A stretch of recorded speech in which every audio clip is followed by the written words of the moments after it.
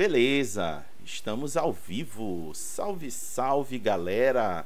Boa tarde para quem por acaso já estiver conosco.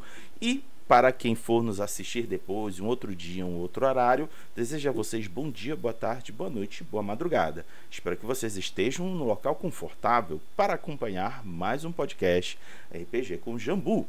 Sendo o penúltimo do ano, sim, iremos entrar em recesso de 2 semaninhas e aí logo em breve, em janeiro, retornaremos. Então aproveitem que este é o penúltimo do ano de 2024. E para hoje, temos uma pergunta polêmica. Sim, realmente é polêmica. E não fui eu que fiz essa pergunta, eu apenas escutei ela sendo pronunciada em algum momento e trouxe para cá porque ela me impactou. A pergunta que eu quero trazer para vocês e que vai nortear aqui os nossos bate-papos no podcast é: a indústria brasileira de RPG é amadora? Mas calma, não respondo ainda. Deixo primeiro apresentar as pessoas que irão compartilhar suas ideias e pensamentos sobre essa pergunta para que vocês possam conhecê-las. E eu vou apresentar primeiro o Elvis Cunha, que está aqui do estado do Pará. Ele é entusiasta de RPG há quase 20 anos, é designer independente e cofundador do coletivo Potocando e de sua revista de mesmo nome. É autor de Cães do Espaço, Protocolo Sepultura, Massacre dos Condenados e Poder Cabano. Elvis, dá um oi aí pra galera. E aí, pessoal, boa tarde, bom dia, boa tarde, boa noite, boa madrugada, né, como o Hagabashi costuma saudar. É sempre uma honra estar aqui no Hagapapo, né, com o Hagabashi. Sempre que ele convida, a gente está vindo aqui para discutir assuntos leves e assuntos polêmicos também. Então, estamos juntos aí, né, para fortalecer a nossa cena de RPG. É isso aí. E o nosso convidado externo, sempre queridíssimo, Matheus Tiamat, com mais de 20 anos jogando e mestrando RPG, ele é fascinado por desafios de escrita e criação de jogos. Ele foi finalista do Game Chef Brasil 2015 e, mais recentemente, publicou a aventura Memória dos Mortos pela Caramelo Jogos, sendo essa uma das vencedoras do Desafio Gigax 23. Ele também escreve regularmente para as revistas Dragão Brasil e Roll Punkers. Sua paixão pelo audiovisual o levou a coordenar programas na Jambô Editora, onde apresentou o Jamboverso e a Guilda do RPG por mais de 3 anos. Atualmente, ele produz conteúdo sobre regras e dinâmicas de jogos no canal D12Cast e está dirigindo o documentário A História do RPG no Brasil. E antes que eu diga para o Matheus dar um oi para a galera, entre aí no YouTube, digitem D12Cast e sigam. É material de primeira. Digo para vocês que vocês não vão se arrepender, que o Matheus é show de bola. Agora sim, Matheus, diga um oi aí pra galera. Olá, pessoal, prazer estar aqui conversando. Como o Elvis comentou antes, assuntos às vezes mais leves, às vezes mais polêmicos, mas no caso dos polêmicos, que é hoje, é importante também a gente ter essa conversa de vez em quando, trazer alguns questionamentos aí para fortalecer a cena do RPG. Então não vamos se esquivar, mas vamos ter cuidado. Vamos lá. É isso aí. A gente precisa fazer bate-papos responsáveis. Não dá pra gente simplesmente ofender ou simplesmente fazer injúrias. Vamos comentar respeitosamente e compartilhar o que a gente está sentindo e o que a gente está vendo. Porque é o seguinte, galera.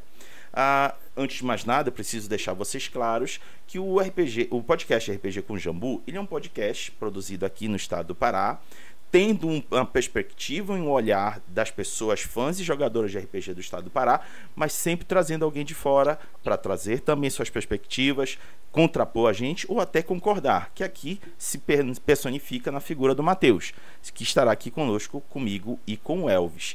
E a gente vai sim, de fato, se desdobrar em torno dessa pergunta: a indústria brasileira de RPG é amadora? Eu lancei essa proposta de tema lá no grupo da Associação Dungeon Belém, porque semanalmente eu deixo lá os temas, deixo vários temas, e aí o pessoal vai lá selecionando. E calhou que essa foi selecionada para hoje. E eu coloquei ela para ser selecionada porque eu vi em um dos podcasts que eu costumo assistir de RPG aqui no Brasil, alguém manifestando essa mesma fala: a indústria brasileira de RPG é amadora. Eu não vou dizer que concordo ou discordo, eu só vou dizer que essa fala me impactou e me deixou reflexivo, fazendo a seguinte pergunta: é mesmo?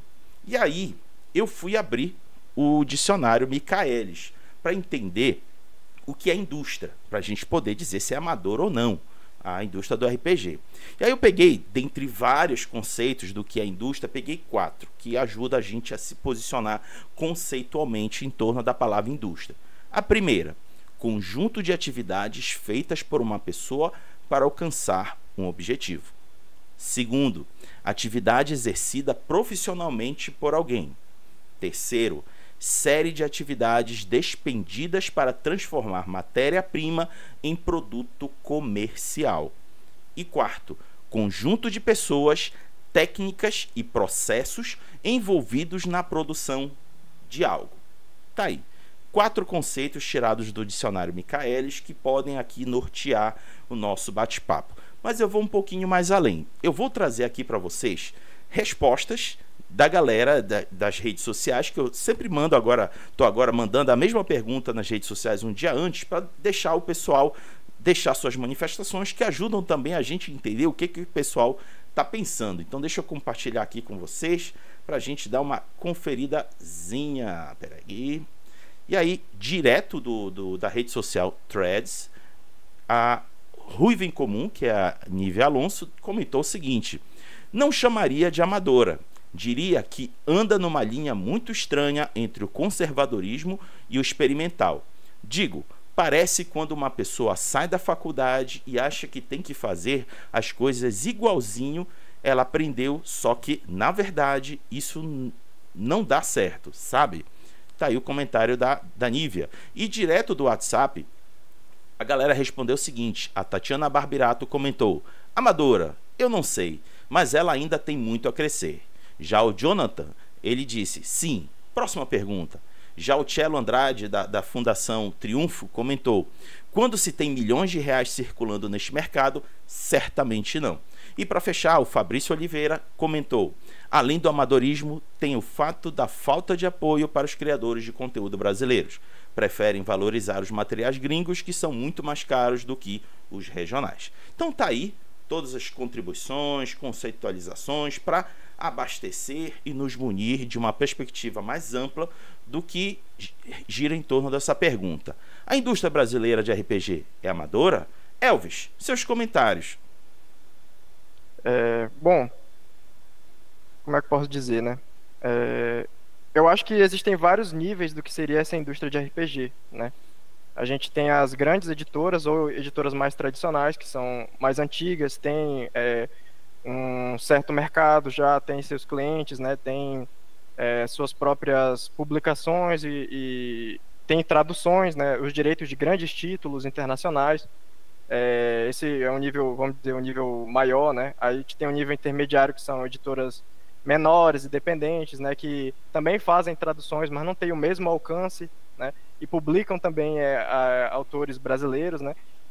Tem um nível ainda um pouco com menor envergadura, que são aquelas editoras que são compostas por poucas pessoas que sobrevivem de financiamento coletivo, né? Catarse e tal, e aqueles autores independentes que fazem autopublicação, né? Então, quando a gente fala da indústria de RPG, a gente tem que ter em perspectiva que existem vários níveis dessa indústria, né? Vários níveis dessa indústria, além da questão das próprias comunidades que produzem conteúdos gratuitos, né? Também tem isso. Então, assim, eu acho, né, que o amadorismo ou não da indústria de RPG, né? Quando a gente coloca nesses aspectos, né? Tem isso, nesses termos, né? Também tem vários níveis, entendeu? Então, por exemplo, quando a gente fala de tradução, né? A gente sabe que existem empresas que tem uma tradução, tem uma revisão, tem diagramação com um nível maior, industrial e tal. Tem outros que a gente vê muitos desses erros, né? Então, assim, quando a gente pega só nessa questão técnica, né? A gente tem que ver qual é a forma, né, que está sendo formado o profissional que trabalha na indústria do RPG, né? Quais são os tipos de vínculos, né?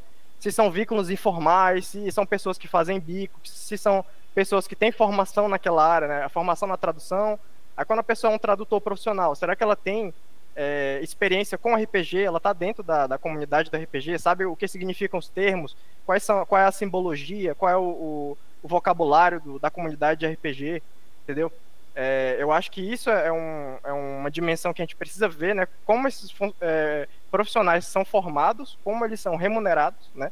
Isso do nosso ponto de vista, que somos entusiastas, que produzimos conteúdo, né? Isso é muito importante, né? Tanto para quem quer trabalhar nessa indústria, quanto para quem quer se autopublicar, né? Aí, quando a gente fala de, por exemplo, do design de jogos, né? Dos jogos e tal, existe uma série de discussões e teorias, né? Que são internacionais e tal, e elas também passam pelo Brasil, né? Aqui a gente teve aquele boom lá em 2010, 2011, né?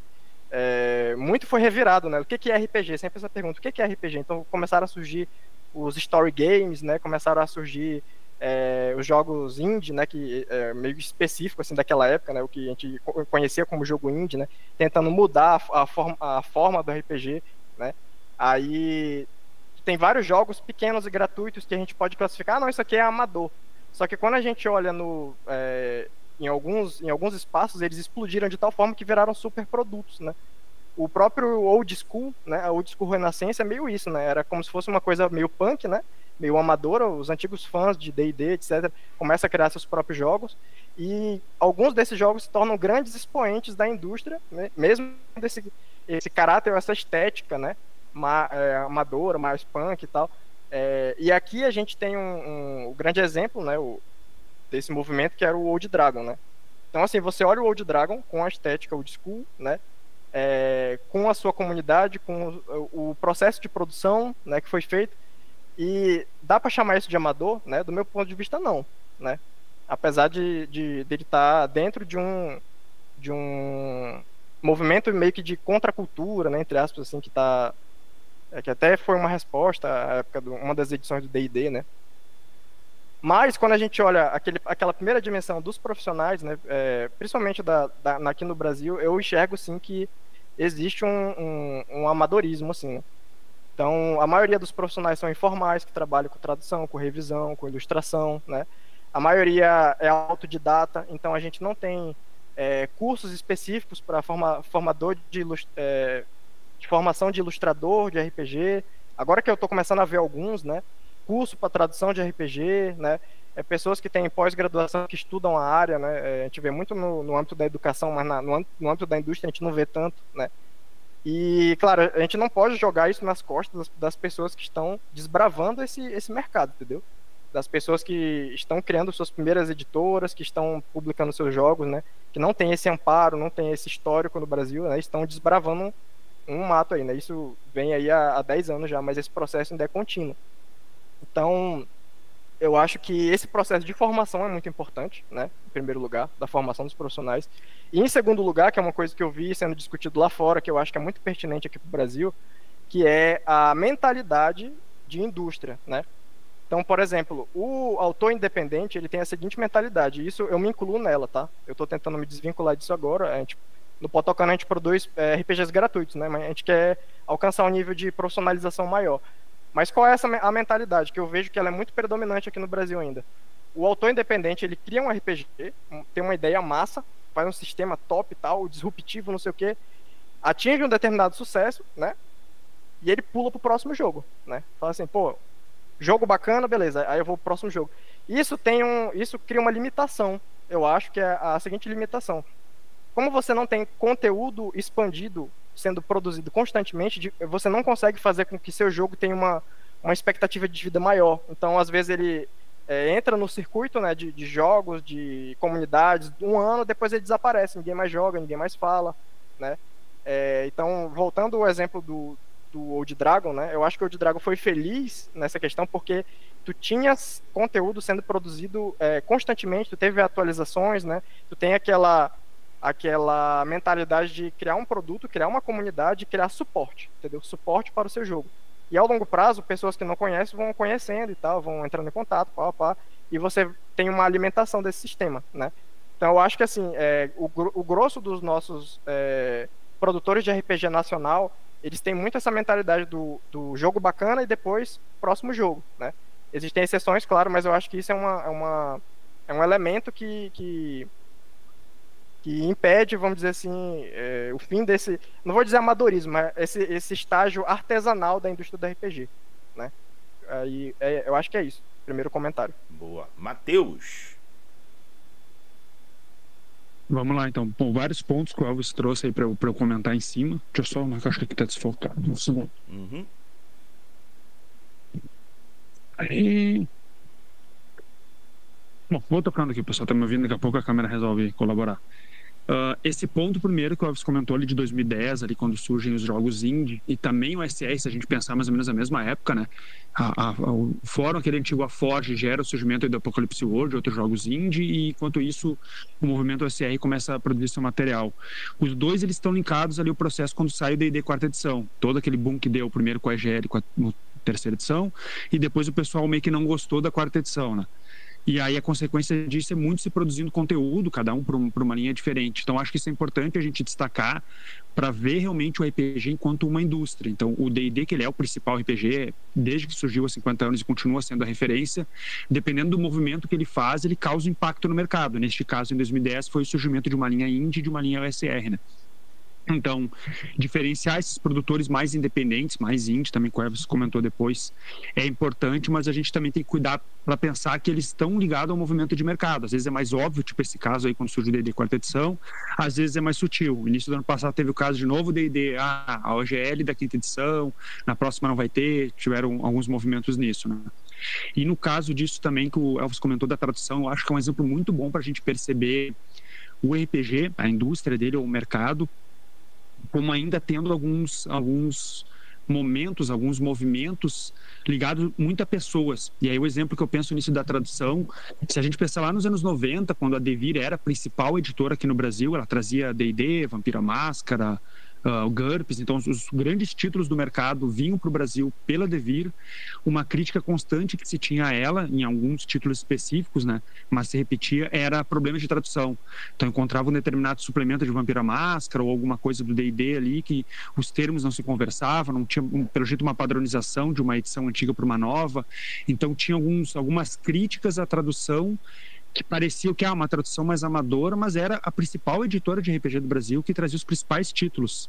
Então, para ver que essa relação entre o que seria amador e o que é profissional, ela era mais sutil, mais misturada, e hoje em dia acontece, e acho que acontece muito também, de novo, pelo que o Elvis falou, essa questão de profissionais no mercado do RPG, ou melhor, quem trabalha com RPG raramente tem uma formação profissional na área, ou são tradutores independentes, ou mesmo game designers, ou designers, diagramadores, que fazem o seu trabalho ali muito pela paixão do RPG e muitas vezes entregam material excelente, mas em outros casos eles faltam conhecimento mais técnico, né, disto.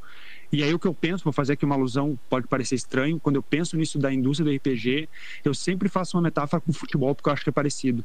O futebol no Brasil, quando a gente pensa, embora ele movimente milhões, muito mais até do que o próprio RPG, normalmente um clube vai ter um presidente que é um fã de longa data do clube, os dirigentes também são, raramente alguém que vem, um profissional de uma área de gestão, de administração, enfim, de uma área mais empresarial, que ele entra no corpo diretivo de um clube para ajudar a gerenciar o clube e fazer ele ser sustentável a longo prazo. Geralmente é alguém que é fã, que faz parte dessa diretoria, que é o melhor para o clube, mas não tem uma formação profissional, né? Então acho que essa relação que tem no futebol ainda tem no RPG. Algumas editoras menores ou coletivos que trabalham são de pessoas que elas são muito envolvidas, gostam bastante, têm uma paixão muito grande, mas que não necessariamente têm um conhecimento mais técnico, um conhecimento mais profissional, né? Boa.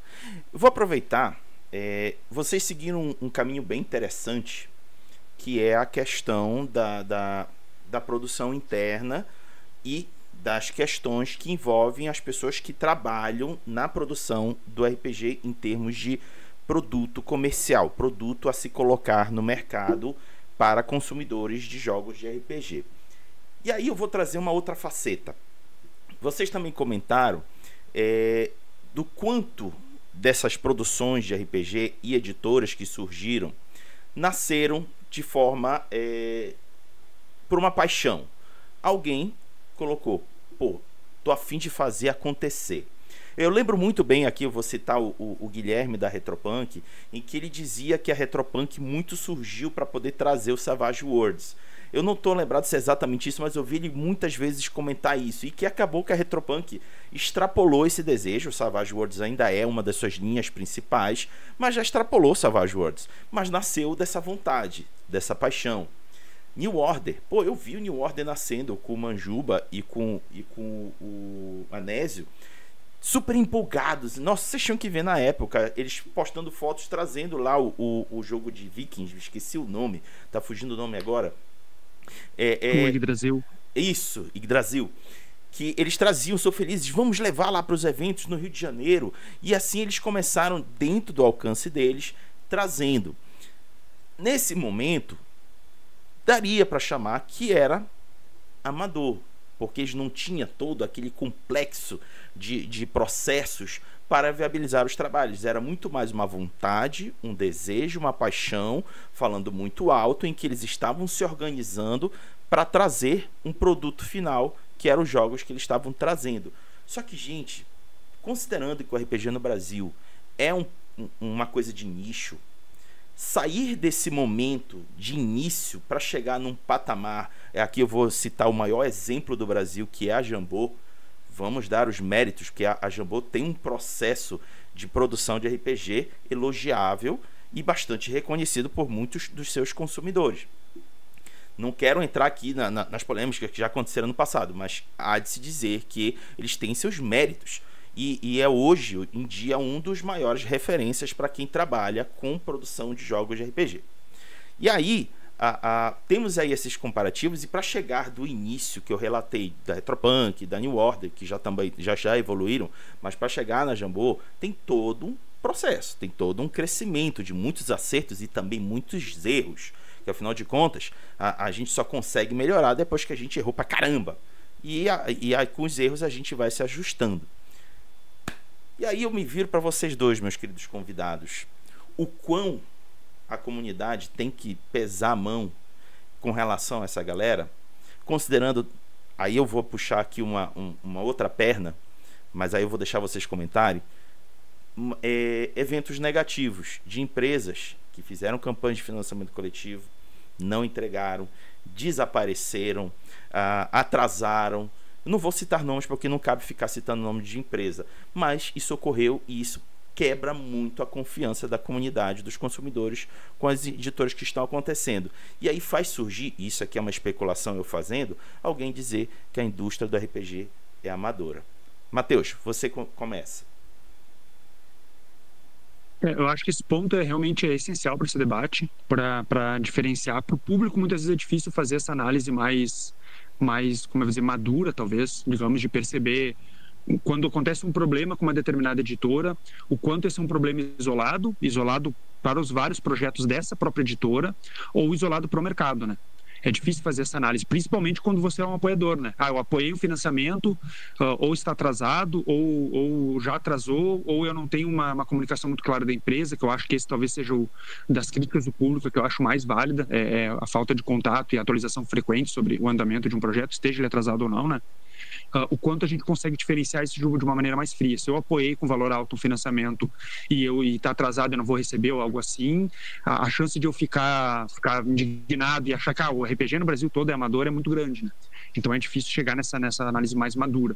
Mas eu acho que esse ponto realmente é importante que o Rodrigo trouxe, porque como o Elvis tinha comentado antes, né, existem vários níveis, e aí você comentou justamente, a Jambô ela é a maior referência, a maior editora, depois a gente tem a New Order e a Retropunk como editoras que são mais recentes, aí em torno de 2010, 2013 elas surgiram, mas já tem mais de uma década e já entregaram vários projetos importantes, então tirando um erro ou outro, no geral, estão indo muito bem. Depois a gente tem editoras bem pequenas, ou porque são mais atuais, ou porque elas produzem projetos menores, ou, por exemplo, a Secular Games é uma outra editora que ela é bastante antiga, se não me engano é de 2005, mas eles se colocam muito como coletivo de autores e não uma editora, e essa é uma posição diferente, até, por exemplo, já vi o caso deles tweetarem sobre, pessoal, gente está demorando um pouquinho para responder e-mails de saque sobre os projetos, porque nós não temos uma equipe frequente, uma equipe permanente de saque, né, atendimento ao cliente. Então, quando manda um e-mail, vai demorar mais, porque quem está respondendo isso aí são os mesmos caras lá que estão produzindo RPG, entende? Então, tem um número limitado de pessoas. Então, são vários formatos diferentes de empresas que produzem RPG no Brasil, vamos chamar assim, seja coletivo, seja editora ou não. Mas como o público diferencia isso é uma questão delicada. Eu acho também que tem um lado das editoras, que é justamente sobre financiamento coletivo, que é, às vezes, utilizar ele de uma maneira um pouco, como é que eu vou dizer, talvez apaixonada demais. Então, você faz um financiamento ali, ele deu certo, tem o tempo de produção de gráfico, uma série de questões ali que são complexas, principalmente se você é novo no mercado, como o Hagabashi comentou antes. Você vai errando bastante até aprender, então começou há pouco tempo, você ainda não errou bastante para aprender tanto, digamos. Mas, enquanto isso, daqui a pouco, essa mesma editora, essa mesma empresa já pensa em lançar um próximo financiamento e aí começa aquele ruído ali de, mas vocês estão produzindo um e não entregaram outro. Começa a criar uma visão negativa. E aí eu acho que a gente poderia trazer aqui, se fosse falar em um recado, digamos, para todas as empresas aí que trabalham com RPG, maiores ou menores, é a gente pensar que, pelo RPG ser um nicho, e que o Hagabashi também tinha comentado isso antes, eu acho que toda questão que surja benéfica ou maléfica, ela impacta o mercado como um todo, ela impacta a indústria como um todo. Então, quando uma editora daqui a pouco tem um problema no financiamento coletivo, ela pode criar uma visão que o mercado inteiro tem esse problema. Quando ela tem um acerto muito grande também, você consegue, sei lá, bater um recorde de financiamento como a Jambô bateu, você cria uma ideia, o RPG no Brasil está realmente crescendo, né? Mas ter esse pensamento de, não é só o meu público que vai acabar tendo a consequência de determinada ação minha, e sim o mercado como um todo. Eu acho que esse é um cuidado que se poderia ter. Muito bom. Elvis.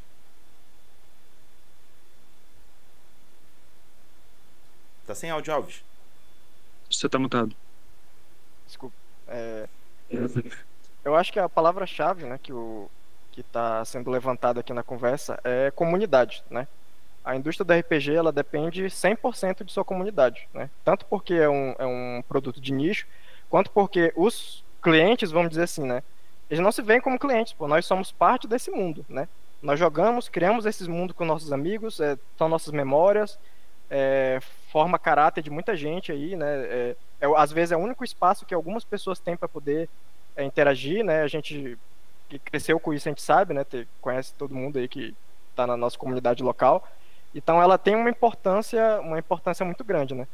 Então, assim, você cometer um erro, como o Matheus falou, né, pode impactar de uma forma geral o hobby e inviabilizar uma próxima geração, né? Porque a gente viu vários momentos, né, em que você não teve a continuidade de uma geração. A gente estava conversando aqui mais cedo, antes da live começar, sobre como a comunidade do Mundo das Trevas, depois que acabou aquela primeira geração lá em 2006, né, até ser publicado novamente o V5 aqui no Brasil, tu tem uma galera que manteve o jogo vivo, né? Mas que não, por tu não ter um suporte, tal, por tu não ter publicações aqui, tu não teve a criação de uma nova geração. Então, quando o RPG aparece, a quinta edição aparece, ela aparece fria, né? Porque aquela geração antiga que tinha uma referência vai comprar, só que ela não vai ser o suficiente para se manter, talvez, interessante para a empresa, né? No caso aí a gente já sabe qual é a empresa, precisa citar o nome. E a nova geração, eles não têm estímulo para ir atrás da nova geração, né? E, assim, aqui no Brasil a gente ainda tem RPGs que estão atingindo uma garotada aqui, né? Mas existem RPGs que efetivamente estão morrendo por conta disso, né? E alguns, na verdade, acho que o único exemplo que é quase a prova disso aí, né? Como o Matheus falou, é o D&D, né? Que o D&D, independente do que aconteça, o amanhã sempre será melhor, né? Então o fã do D&D, ele sempre vai esperar que o próximo produto vai resolver os problemas dos antigos e tal. Então já tem um público fiel, né? Só que isso cria um fenômeno, que é o seguinte: quando uma editora indie, né, não entrega, ou menor, né, indie, independente, menor e tal, não entrega, os caras somem, como já aconteceu algumas vezes aí, né? Enfim, aquele público que estava apostando nessa nova geração de produtores de RPG, ele para de comprar o novo, mas ele não para de comprar o antigo, né? Então isso cria uma certa concentração de mercado. Então as empresas que já são estabelecidas e já tem, vamos dizer assim, um monopólio, né? Não porque são as únicas, mas porque são as principais e elas continuam tendo lucro, etc. As pessoas que têm dinheiro não vão mais gastar naquela pequena que está ali surgindo, uma aposta, né? Não, eu vou comprar o suplemento mais caro, vou comprar a nova edição de luxo, não sei o que e tal. Então, assim, não é como se as pessoas também parassem de gastar com o RPG em geral. Eu acho que existe um direcionamento, entendeu? Desse fluxo de mercado. E para nós que somos pequenos, né? Isso é muito ruim, né? Porque o que a gente mais quer é que floresçam mais jogos, né? Floresçam mais editoras, que o mercado ele seja cada vez mais acessível, né? Porque a gente sabe que o grosso dos jovens que jogam RPG, pelo menos aqui em Belém, né, são de periferia e tal. Então, a gente sabe a importância histórica do 3DT, né, lá no início, por ele ser um RPG mais acessível, né? O quanto ele impactou uma geração inteira, né? E o recorde do último financiamento coletivo, hoje em outros termos, né? É um sintoma disso, né? Faz parte da história do RPG no Brasil. Então, a gente precisa de mais desses jogos marco, né? Que tragam uma nova geração, que tragam pessoas novas, né? E, de novo, batendo, né? Que existe essa necessidade de uma maior profissionalização, né? Nessa questão do RPG. E, como nós somos uma comunidade, né? Como o Matheus colocou, a comunicação, ela é um fator essencial, né? O coletivo secular, porque eles são tão consistentes, né? Eles nunca fazem uma coisa que eles não dizem, vamos dizer assim, né? Eles têm uma proposta, ela é uma proposta X, né? E todos os consumidores, os fãs, os colegas e tal, eles sabem exatamente o que eles vão entregar ou o que não vão entregar. Então eles não fingem que são uma coisa que eles não são, eles não dão um passo maior do que a perna, como a gente viu em alguns momentos, né? Aquele RPG tá bombando internacionalmente, ninguém pegou ainda, bora montar uma editora agora, a gente vai fazer um super projeto, aí esse projeto ou não tem, às vezes, o financiamento, ou às vezes bate o financiamento e a galera não tem experiência com a produção, e acaba se embananando toda, e depois some, porque todo mundo, né, já começa a ser atacado nas redes sociais, aí a gente tem um problema grande, né, às vezes teve alguns casos que o PDF saiu e o livro físico nunca saiu, por exemplo, aí teve caso aí também, né, que teve calote, enfim, o pessoal que está por dentro aí vai saber. Mas eu acho que a comunidade é o mais importante, deu o cuidado com a comunidade. E outros casos que a gente teve também, isso como o Borges falou, é caso de marcas de RPGs gringos que são conhecidos, que eles vêm para cá com uma editora, seja, como ele comentava, uma que praticamente foi fundada para lançar esse, aí gera alguns problemas, ou entrega só uma parte, ou não entrega, enfim. Aí sai daqui, daqui a pouco uma outra editora compra os direitos, lança de novo. Então tem jogos que para criar essa comunidade, que o Alves falou, por exemplo, o caso do Vampiro ou qualquer outra, ele sofre essa dificuldade de quem tá empolgado com o jogo, quer comprar ele, compra daqui a pouco uma, daqui a pouco, mas o suplemento que eu queria não veio. Aí vem a próxima, vou comprar de novo um livro básico e dessa vez o suplemento veio, mas faltou usar. Então você acaba saturando desse jogo porque pela maneira como ele foi transformado em produto aqui no Brasil, né? Isso também é uma dificuldade. Você acaba, digamos que, criando uma imagem negativa sobre uma marca, um jogo específico. E também, eu lembro aqui de vários casos, mas não vamos entrar, o pessoal que sabe vai exemplificar. Você acaba criando uma imagem negativa sobre uma determinada marca, um produto, pela maneira com que ele foi sendo conduzido no Brasil aqui. Aí, seja por realmente inexperiência. E aqui um ponto também que eu vou falar, eu acho que a gente tem falado também nisso, de uma maneira, quando nós falamos em paixão antes aqui, que pessoas que trabalham com RPG no Brasil, elas são apaixonadas. Falta esse conhecimento mais profissional, muitas vezes, ou uma formação mais profissional, mas elas são apaixonadas. Eu acho que na maioria dos casos, não há uma má fé, sinceramente. Mesmo quando acontecem erros bem grandes assim, eu não acredito que as pessoas realmente quiseram enganar outras ou algo assim. Mas o fato de falta de conhecimento, falta de experiência, gera consequências graves. Não que os problemas eles precisam ser reduzidos, a gente não está querendo passar pano aqui para ninguém, mas é pensar esse lado, não há uma má fé, então não ter uma má fé já é um lado bom, não estão querendo enganar o público, mas aí vamos cogitar, se não estão querendo enganar o público, não tem má fé, por que o problema está acontecendo? E aí eu acho ainda, concordo justamente com o Elvis trouxe, que é essa falta de uma formação, uma visão mais profissional, né? Perfeito. Você chegar no ponto que eu estava a fim de entrar, porque como o Matheus comentou mais cedo, a gente está falando de confiança. Comunidade tem que ter confiança de quem está produzindo o jogo. E muitas das vezes, quem está produzindo o jogo não tem a maturação profissional necessária nos processos criativos para cumprir com o objetivo final, é entregar o produto para quem está consumindo.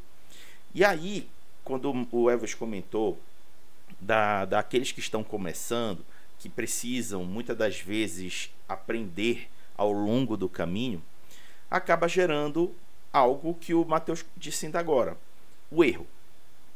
O erro é natural. Reconhecer o erro é fundamental. Mas para que isso tudo possa ser superado e dado oportunidade para evoluir, é a comunicação. O Matheus comentou ainda agora. Muito dos problemas é a ausência de comunicação. A galera que está produzindo acaba desanimando, aqui sou eu especulando, acaba desanimando, acaba perdendo a motivação e, consequentemente, não mantém uma comunicação que seria desejável para sustentar a confiança da comunidade para com aquele que está produzindo. Aí eu me viro para vocês dois e pergunto o seguinte: eu tenho visto um movimento em algumas editoras, e aqui eu vou denominar porque eu acho legal o movimento delas, que é o da Universo Simulado, com o Luiz Cláudio Gonçalves, o querido Luiz Cláudio. Ele não lança nenhuma campanha de financiamento coletivo sem ter o seu produto digital do que ele está lançando em torno de 90, 95% dele pronto.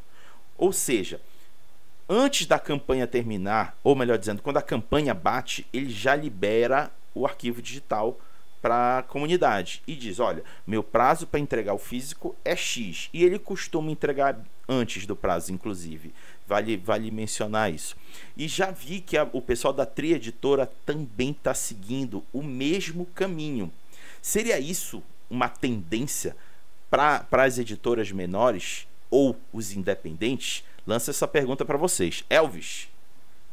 Beleza. Eu já ia comentar também, né, sobre a Tri Editora, né? A Tri Editora tem tido vários sucessos de financiamento nos últimos tempos, né?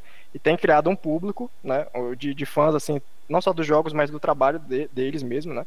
Justamente por conta disso, né? Eles tentam garantir sempre um piso, né, para os seus apoiadores, que esse piso, no caso, é o PDF básico pronto, né? E ainda digo mais, não é para entregar no final do financiamento coletivo. Eles só começam o financiamento coletivo quando o PDF do jogo, o PDF principal do jogo está pronto, né? Eu estou numa das comunidades dele esperando o lançamento do financiamento coletivo do Lancer, né? RPG super tático aí de robôs gigantes e tal, que é inclusive filho da D&D quarta edição. Eu sou um defensor da quarta edição aqui no Brasil. Talvez um dos 10, mas é um processo de produção assim que eu acho positivo em todos os aspectos, né? Eu já tenho garantido que o jogo vai sair, né? Então, e as metas deles não são grandes, né? Eles fazem uma meta reduzida e tal, porque tem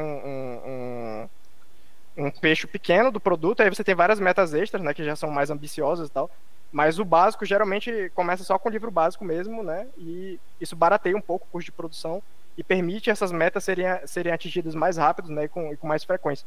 E ele tem entregado, sim, os produtos com a qualidade que a comunidade precisa e tal.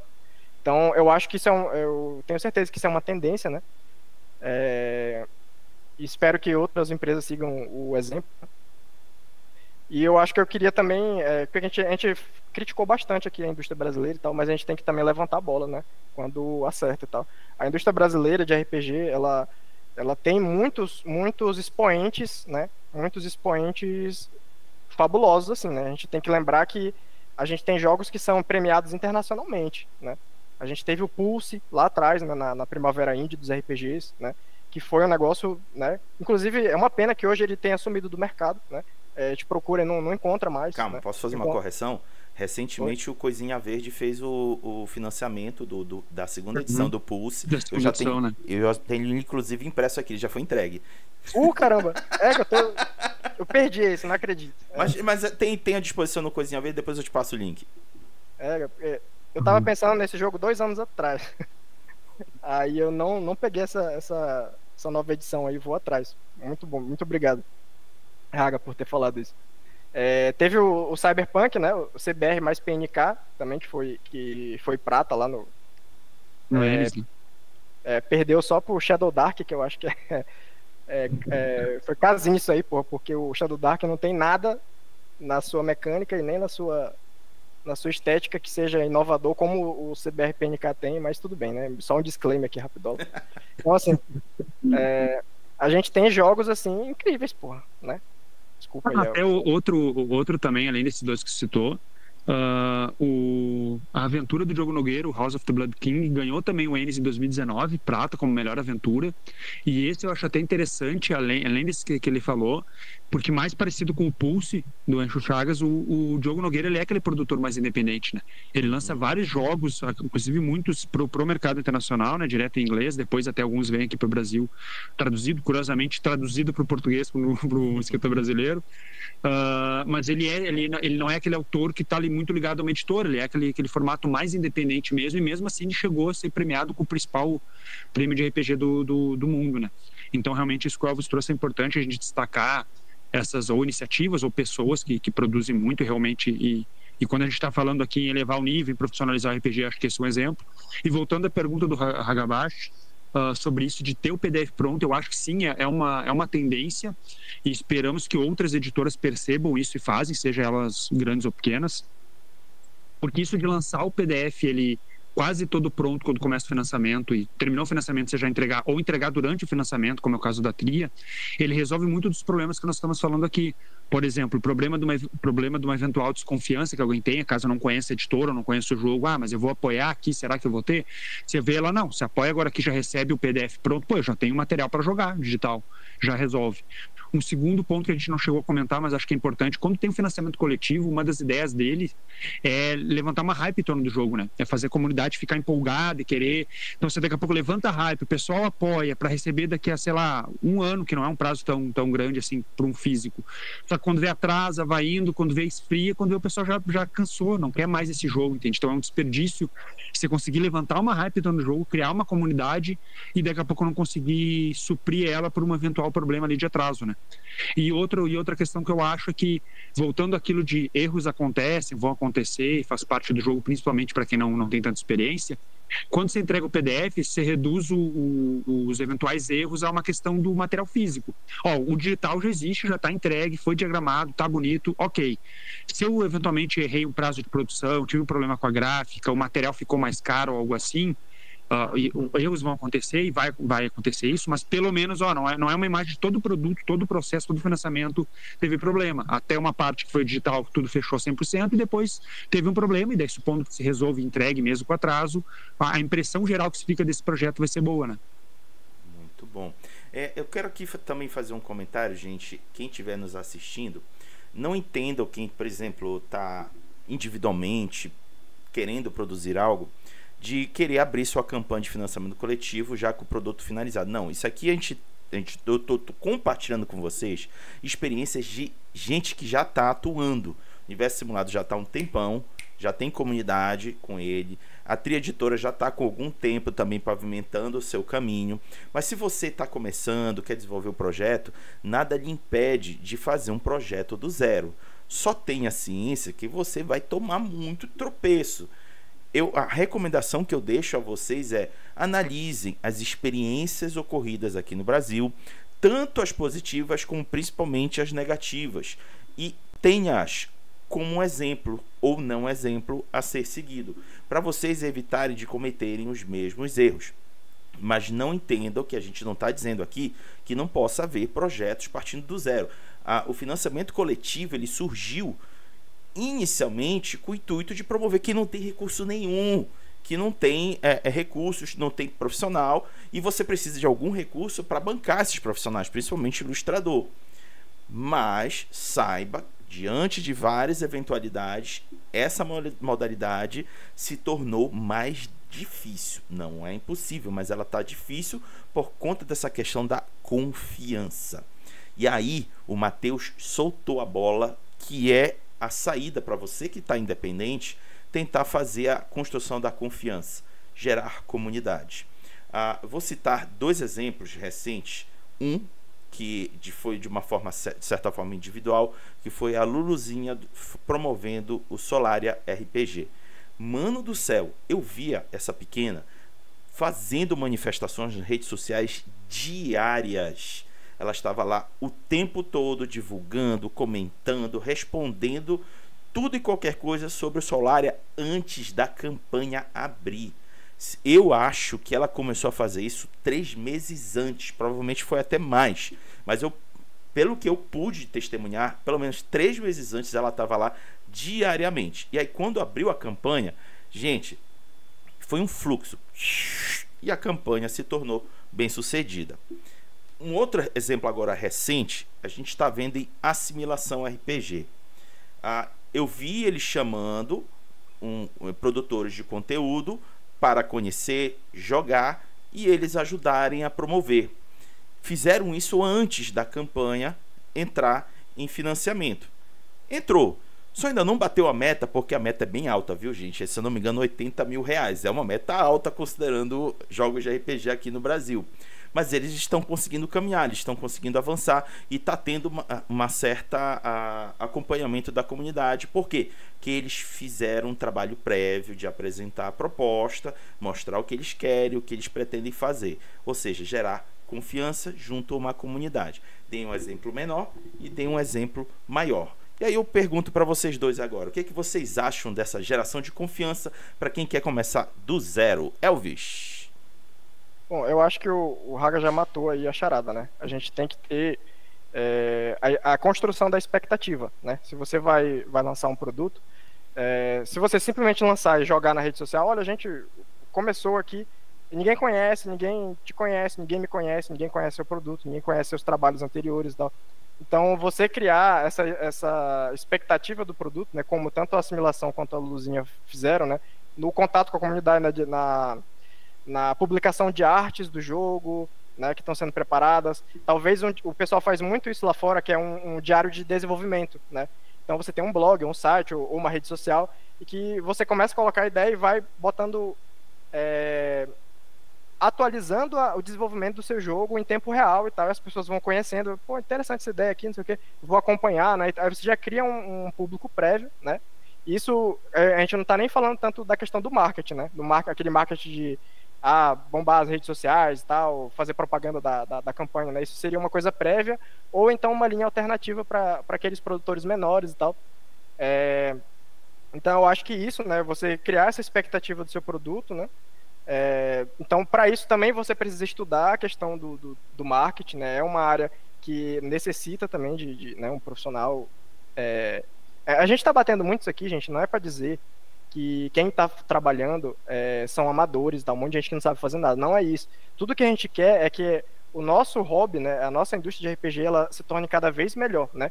E suba a patamares cada vez maiores. Então, isso são coisas que a gente, inclusive, como eu falei, né, o nosso coletivo Potocando, a gente também está nessa jornada de aprender, né, como produzir, como revisar, como ilustrar, tudo isso, como editar, né, a gente tem um processo editorial no Brasil que ele também está passando por esse mesmo percalço, né, tanto na área dos quadrinhos, quanto na área da literatura também é uma luta muito parecida, tá, com o que a gente vive no RPG. Então, assim, eu acho que essa criação da expectativa e para você ir fomentando essa comunidade, né? Mesmo que seja 10 pessoas, no boca a boca, o seu jogo vai se espalhando, o seu projeto vai se espalhando, né? E as metas, né? O Hagabashi falou, a Assimilação tem uma meta de 80 mil e tal. Mas existem vários projetos, né? Como os projetos da editora Tambaqui, daqui, né? De Belém. José Ricardo. Que o José Ricardo, né? O nosso expoente aí do RPG independente também. As metas deles são assim, baixas, né? São R$1.000, R$5.000, né? Aí você garante a produção de um PDF, e se você bater a meta, aí recebe o físico, aí você vai fazendo esses, né? Ele é muito naquele movimento de RPGs panfletos, né? Que até 60 páginas, o A5, que é um formato que eu acho fenomenal pra gente que tá começando, né? A gente sempre tem aquele negócio, vou publicar um livro básico de 400 páginas, né? Com 200 ilustrações de alto nível e tal. Escrever 100 páginas só de história do meu cenário, e a gente sabe que, né, a gente cresceu com esse formato, mas até mesmo nós que jogamos não temos tanto tempo mais de consumir livros tão grandes assim, né? Então eu pego o livro, né, leio a contracapa, acho que eu leio a introdução, achei interessante, beleza, vou jogar. E muitas vezes a gente pula, né, essa parte de cenários, eu quero ver a mecânica, tem gente que é viciada em mecânica, né? Eu sou um desses. O Gilson Rocha também, né? Vou direto pra mecânica. o que esse jogo tem de diferente, né? Quais são as mecânicas porque se for só para rolar o dado e somar mais já tem 1 milhão aí, né? Então, assim, a gente também procura esse tipo de coisa. Jogos que sejam rápidos, jogos que desenvolvam história, ou então jogos que tenham uma mecânica dinâmica, né? Que você, mesmo no combate, você não fique só atacando e tal. Aí a 4ª edição faz muito bem isso, né? E o Lance aprimora na questão do combate. Bom, vocês que gostam de sistema pesado aí, chequem esses jogos. Ou recheque, né? Tira o preconceito, volta lá atrás. Mas enfim. Então acho que é isso, tá? Aí também tem essa questão da literatura, né? A literatura, o RPG, a gente não sabe classificar direito se ele é 100% um jogo, se ele é 100% uma arte, se ele é uma expressão que, né? Então, assim, mas a gente vive muito parecido com os profissionais da literatura e dos quadrinhos, que é esse trabalho por amor, né? Trabalho recebendo pouco, às vezes trabalha de graça, né? Às vezes paga para trabalhar, né? Para poder produzir. Então, uma coisa que não acontece, por exemplo, na indústria do RPG, mas que pode acontecer, mas não acontece. Mas na literatura acontece, é que existem várias editoras que não são editoras de verdade. Elas não têm processo editorial nem nada disso. Eles são gráficas. Tipo assim, você vai, entra, paga, manda o seu livro para a editora, aí você paga para a editora só imprimir, então não existe um processo de edição, de revisão, né, de preparação do texto, nada disso, né? Você só imprime o livro, aí depois você tem que vender o que você conseguiu e conseguiu imprimir, e a editora fica só com o lucro, a editora entre aspas, né? Então, assim, esse é um movimento que pega muita gente iniciante no mercado editorial da literatura, né? Você pagar para ser publicado, né? E no RPG eu espero que isso não aconteça, tá? Então, assim, a gente tem, como o Potocando trabalha com literatura e com RPG ao mesmo tempo, né? A gente viu muito isso, autores independentes que, por exemplo, achavam que um processo de revisão era simplesmente revisão ortográfica, né? Quando a gente vai para o mercado mais profissional, a edição e a revisão é um processo que é como se fosse uma segunda escrita, né? Do profissional que vai estar ali analisando o seu texto e tentando fazer com que ele atinja o objetivo que você almeja, né? Então, o autor mais experiente ele tem que desapegar um pouco daquela obra, assim, né? E eu acho que no RPG isso pode ser aproveitado da seguinte forma: de você abrir para a comunidade o seu jogo, né? Antes dele estar 100% pronto, justamente para o pessoal testar e sugerir, né? Sugerir coisas, porque aí o seu jogo evolui junto com a comunidade. Isso é a melhor coisa, gente, né? A gente não pode ficar com medo, os caras vão piratear meu RPG e tal. A gente não é uma grande empresa, entendeu? Se as pessoas se interessam no nosso jogo e querem contribuir com ele, né? Com certeza elas vão comprar depois que estiver pronto, porque elas vão sentir que fizeram parte da história daquele jogo. Então, Elvis, posso te cortar um pouquinho? Exemplo... Desculpa. Vai lá, Gabacho. Tá. Depois eu comento também. A gente tem um exemplo regional aqui no estado do Pará, e o Elvis vai reconhecer, da galera de produção musical. Uma das formas que eles tinham de distribuir o seu trabalho musical era gravar em CD e dar. Eles davam pra galera nos terminais de ônibus, nos terminais fluviais. Por quê? Porque fazia com que a galera escutasse o seu trabalho e chamassem eles para fazer show, que é onde eles ganhavam dinheiro. Isso é um exemplo de sucesso aqui do estado do Pará, que pode ser seguido para outros setores. Mas, Elvis, desculpa ter te cortado, vai lá. Tecnomelody, né? Tecnobrega é a coisa mais punk que tem no Brasil, é o Tecnobrega e o Tecnomelody, entendeu? Não é o punk rock. Punk rock não é mais punk, tá? Tecnomelody era tudo na base da pirataria, né, Raga? Era? Os caras pegavam músicas famosas, você constrói uma música em cima da melodia, muda a letra e tal, e joga CD pirata em tudo quanto é lugar, e aí as aparelhagens bombam e tudo quanto é... E hoje em dia a música paraense está começando a se nacionalizar, né? Mas, bem lembrado, Raga. Aí com isso eu finalizo aqui minha intervenção. Matheus, está contigo. Não, esse comentário final de vocês aí eu quero pegar, acho que o Elvis trouxe um ponto muito interessante, e aí essa questão musical também, que é, no fundo, para quem é produtor mais independente ou mais indie, principalmente, eu tenho uma ideia de RPG, eu quero lançar ele e tal. O que a gente quer é que as pessoas joguem esse jogo, né? Então, às vezes, a gente fica com essa ideia de, eu sou um produtor independente, mas eu vou lançar um jogo num formato mais industrial, de, vou fazer um financiamento, vou produzir ele e tudo mais. Mas se daqui a pouco, eu quero que nem você falou, 10 pessoas, se 10 pessoas descobrirem meu jogo, realmente gostarem dele, jogarem, daqui a pouco começam a streamar, começam a divulgar ele vai crescendo, eu posso lançar depois uma versão estendida, eu posso lançar uma segunda edição, eu posso ir crescendo. E o RPG tem exemplos disso. Um que eu acho que foi mais ou menos assim, o Cordel do Reino do Sol Encantado, do Pedro Borges, que ele lançou nesse formato formato Core 10, até tenho aqui atrás ele aqui pilhadinho, e depois nas próximas edições ele foi crescendo, e acho que o exemplo que me ocorre mais famoso é o Mothership, que é um RPG de horror espacial, que ele foi lançado assim, a primeira versão é gratuita, que é meio que a versão playtest, o pessoal foi jogando, gostando, começou a dar um feedback, aí daqui a pouco o autor chamou até realmente ele lançar um financiamento para um produto, que eram livros maiores, o Guia do Jogador, o Guia do Mestre e tal, que aí realmente teve um financiamento, teve uma questão financeira por trás, a comunidade já tinha recebido muito material gratuito. Então eu já tinha a ideia de, eu já lancei um RPG, ele lançou no formato mais playtest ali, um esboço gratuito, sem querer ganhar por trás disso, mas ele foi construindo uma comunidade, foi crescendo o jogo, foi melhorando com os feedbacks, principalmente desse aspecto mais mecânico, né? E aí depois ele se tornou um RPG muito, muito premiado, muito consolidado, e foi lançado nesse formato. Então, junto daquele ponto inicial que o Hagabashi trouxe, o Elvis falou de primeiro alimentar uma comunidade, fica fazendo ali uma atualização constante sobre a produção, que foi o que a Luluzinha fez e outras pessoas fazem. Além disso, pensa na possibilidade de lançar o RPG ou lançar uma versão inicial dele para as pessoas conhecerem, e depois você vai aperfeiçoando. E digo isso porque eu estou produzindo atualmente um RPG que eu vou lançar ele assim, no final posso até falar, naquele momento da hora do jabá.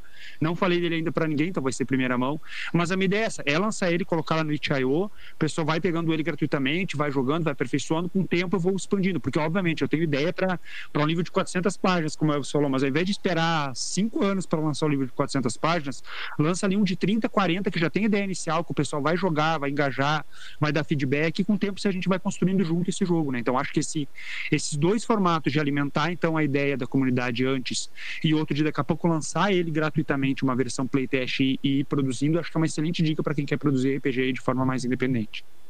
Matheus, eu vou te deixar aqui porque eu quero saber dessa novidade. Então a gente já... Diga, bicho. Só o complemento, né? O Mothership, né? Como é? A edição 0, né? Ela foi lançada dessa forma gratuita, mas depois que o jogo foi publicado, o livro do jogador é gratuito até hoje, tá? O PDF. Você entra no site, você baixa o PDF, então você pode jogar, já testar o jogo, etc, né? Eu, inclusive, mandei imprimir aí recentemente, porque eu fiquei maravilhado com esse jogo, né?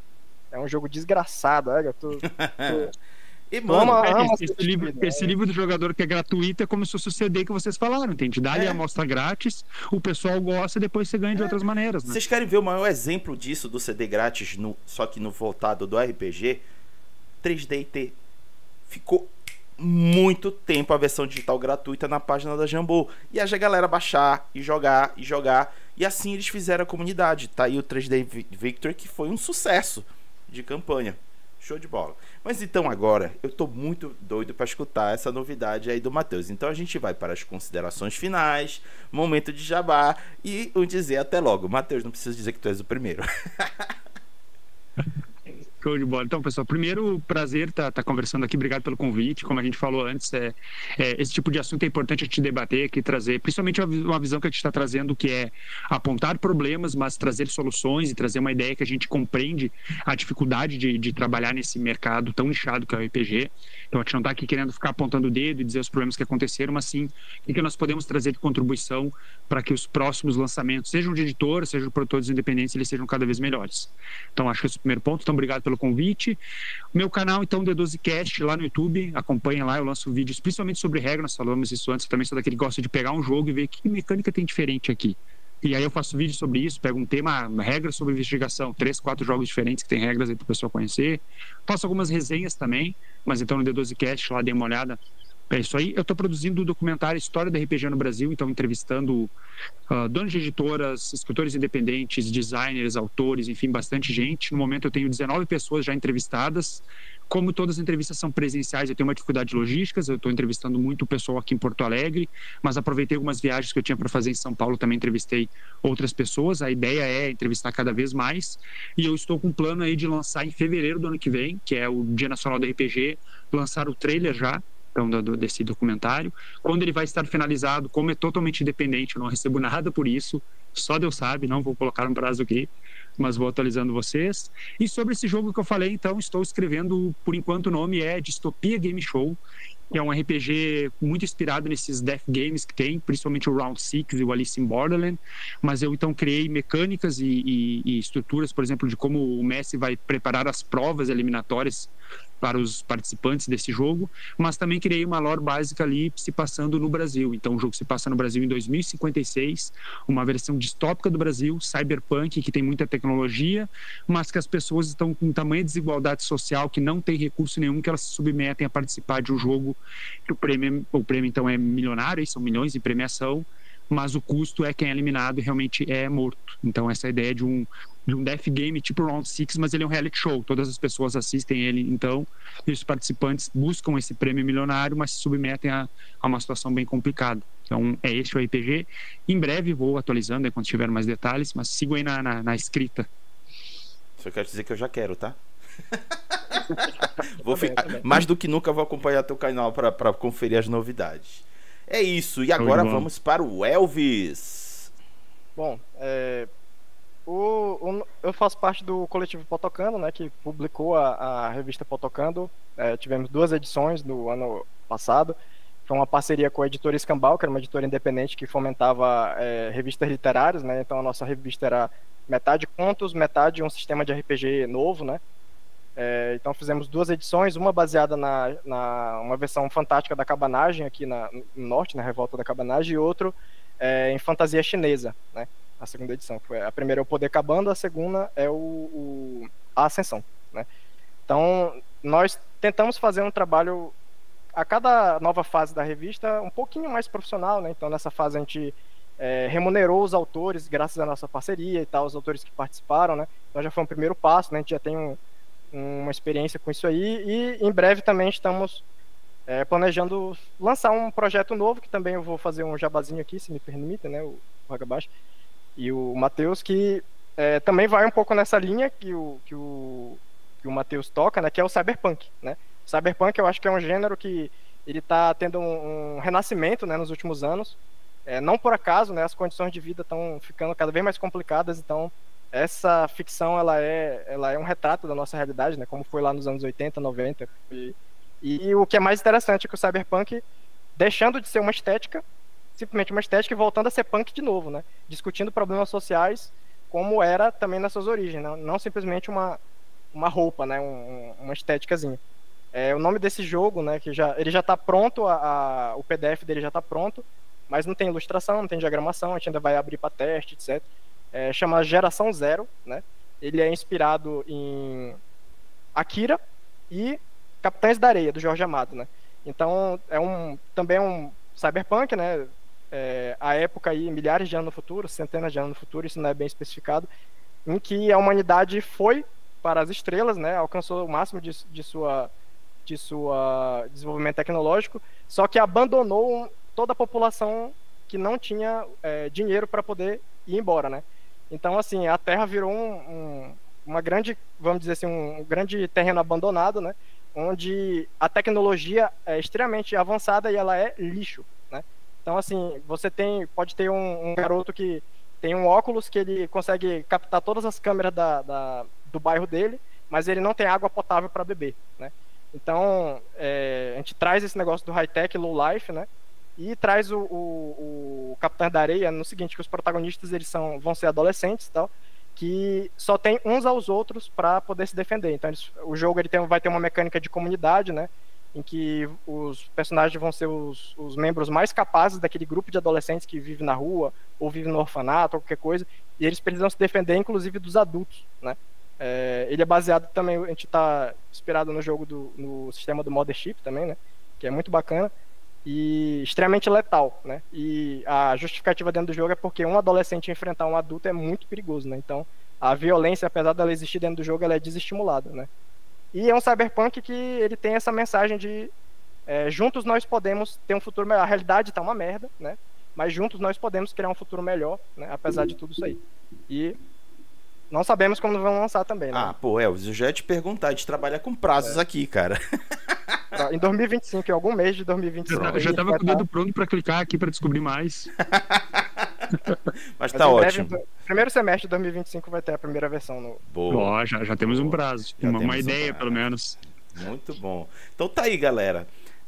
Chegamos ao final de mais um podcast.